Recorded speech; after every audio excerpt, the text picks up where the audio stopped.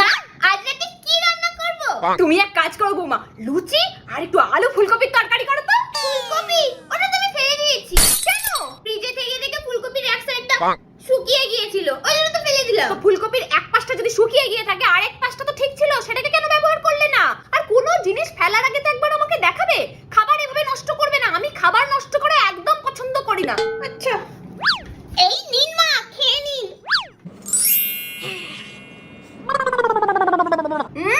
ভালো হয়েছে বৌমা।